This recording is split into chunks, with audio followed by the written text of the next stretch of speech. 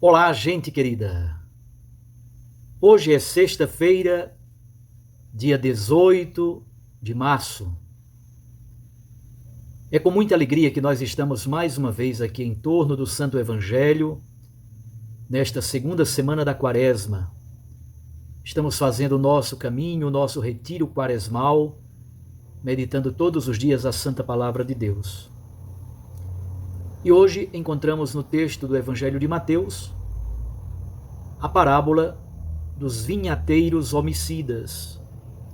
Mateus 21, a partir do versículo 33.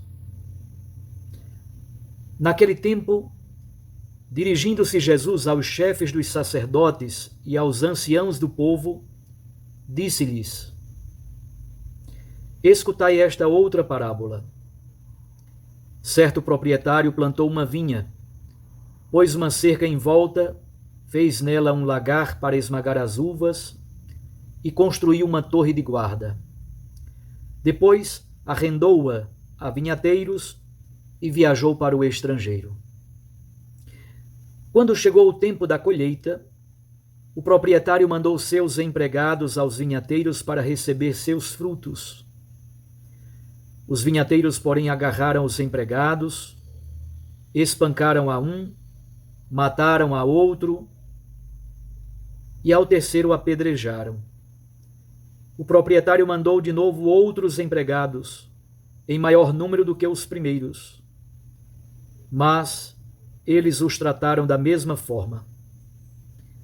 Finalmente, o proprietário enviou-lhes o seu filho, pensando: ao meu filho eles vão respeitar. Os vinhateiros, porém, ao verem o filho, disseram entre si: este é o herdeiro. Vinde, vamos matá-lo e tomar posse de sua herança. Então agarraram o filho, jogaram-no para fora da vinha e o mataram. Pois bem, quando o dono da vinha voltar, o que fará com esses vinhateiros? Os sumos sacerdotes e os anciãos do povo responderam: com certeza mandará matar de modo violento esses perversos e arrendará a vinha a outros vinhateiros que lhe entregarão os frutos no tempo certo. Então Jesus lhes disse: vós nunca lestes nas Escrituras? A pedra que os construtores rejeitaram tornou-se a pedra angular.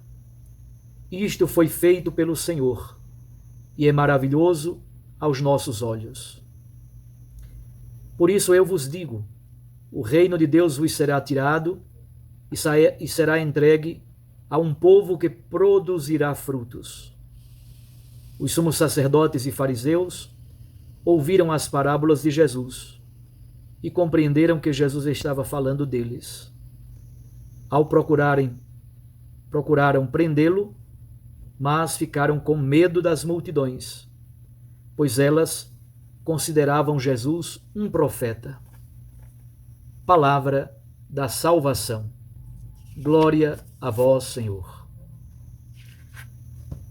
Minhas irmãs e meus irmãos, Jesus conta algumas parábolas para os membros do Sinédrio.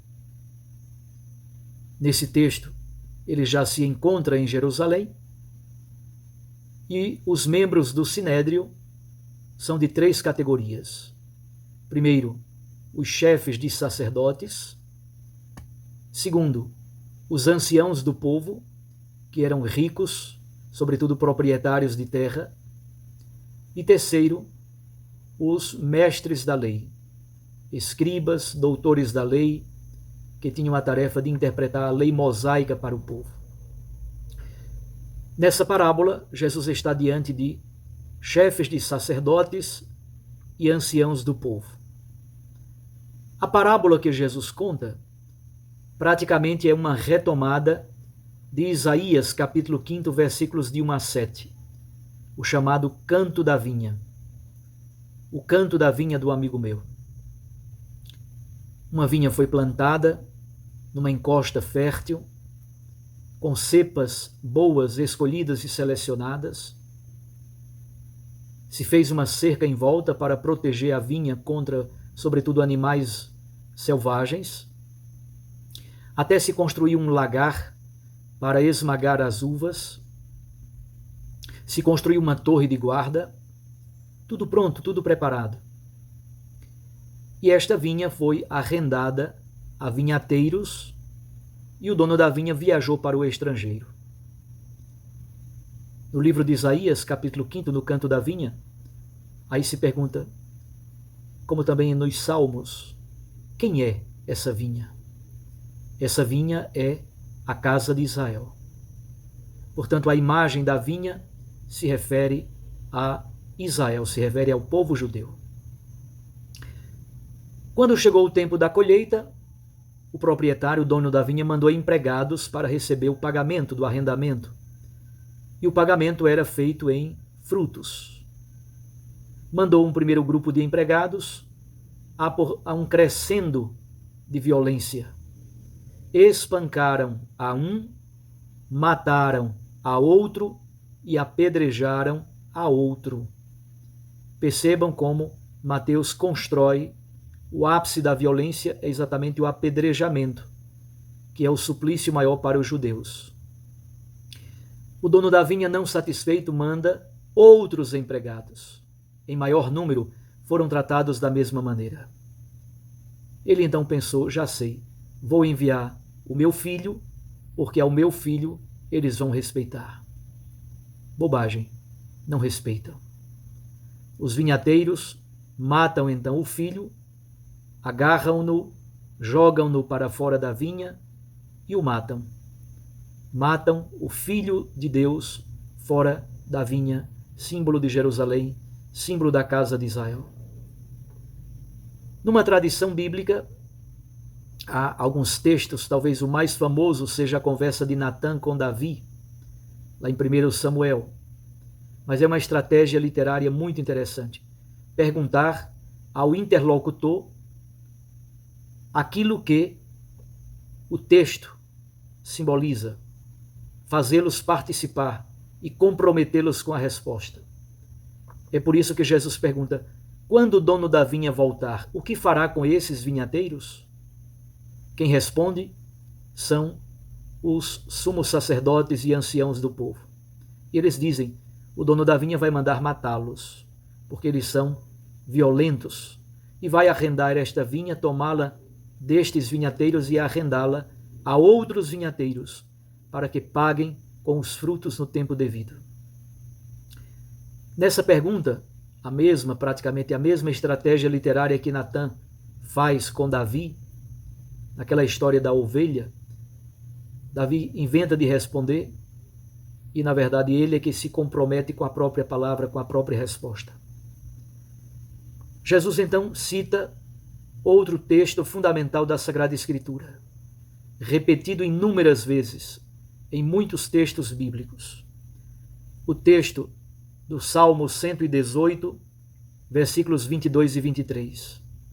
Jesus sai da imagem do ambiente da roça e agora passa a utilizar o ambiente da pedra que foi descartada pelos pedreiros, o ambiente da construção civil. A pedra que os pedreiros jogaram fora, ela se tornou a pedra principal da construção. Jesus utiliza esta citação do Salmo 118 para falar de si mesmo. E os doutores da lei, os anciãos do povo e os sumos sacerdotes perceberam que Jesus tinha contado a parábola para eles, referindo-se a eles. O versículo 43 é muito interessante. O reino de Deus vai ser tirado de vocês, porque vocês são vinhateiros homicidas, violentos, que não entregaram o fruto no tempo correto, não entregaram o fruto de justiça. E o reino de Deus, esta vinha especial, será entregue a outros povos que produzirão fruto no tempo devido. A reação deles é violenta contra Jesus. Procuram prendê-lo, procuram matá-lo, mas eles têm medo da multidão, porque para a multidão Jesus é um santo, é um profeta, um homem de Deus. O que podemos tirar de lição do texto bíblico do Santo Evangelho de hoje? Eu diria, em primeiro lugar, é a possibilidade de ler esta parábola do ponto de vista da história da salvação. isto é, a relação entre judeus e cristãos, ou judeus e pagãos. Deus elegeu Israel como povo da sua propriedade particular. Deus fez uma aliança com esse povo. Deus mandou profetas para pregarem a palavra e convidarem o povo, conclamarem o povo à conversão. E por último, Deus enviou o seu próprio filho. Não quiseram escutar ninguém. Muitos judeus, a grande maioria, permaneceu com o coração completamente endurecido e não reconheceram a visita do Filho de Deus. Ao contrário, vão matá-lo na cruz. O reino de Deus então será tirado dos judeus por causa da rejeição. Os judeus, a grande maioria do povo judeu, rejeitou Jesus como Messias. E o reino de Deus será entregue aos pagãos, aos gentios. Essa é uma possibilidade de leitura, utilizando-nos desse critério da história da salvação. A parábola, na verdade, é uma síntese dessa história da salvação. A segunda possibilidade, e para nós essa é a mais importante, é uma advertência para todos nós. Todos nós somos esses chefes dos sacerdotes e estes anciãos do povo. Não abusar da graça divina, não abusar dos favores de Deus, reconhecer o tempo da visita de Deus em nossa vida, reconhecer que Deus derrama graças abundantes sobre nós e nós nem sempre estamos disponíveis e somos capazes de fazer frutificar a vinha de Deus, o reino de Deus em nossa vida. Minhas irmãs, meus irmãos, esta parábola é um grande convite à conversão para todos nós. E, sobretudo, a olharmos para Jesus, pedra angular, já antecipando a sua morte redentora na cruz, mas também antecipando a ressurreição, porque aquela pedra que foi descartada, jogada no lixo, ela se tornou pedra angular aos nossos olhos. Porque Jesus Cristo é a pedra por excelência, base da construção da nossa vida cristã, da nossa vida espiritual, mas também base da construção das várias comunidades eclesiais. Rezemos então esse texto no dia de hoje e vamos perceber sobretudo a nossa ingratidão, a nossa grosseria, a nossa violência, a nossa inércia de não fazer a vinha do Senhor cada vez mais frutificar e de agirmos com violência contra o Filho de Deus, não reconhecendo a visita de Deus em nossa história. Um abraço a você. Fique com Deus e com sua Mãe Maria Santíssima. Eu os abençoo. Em nome do Pai, e do Filho, e do Espírito Santo. Amém. Fiquem na paz e até amanhã.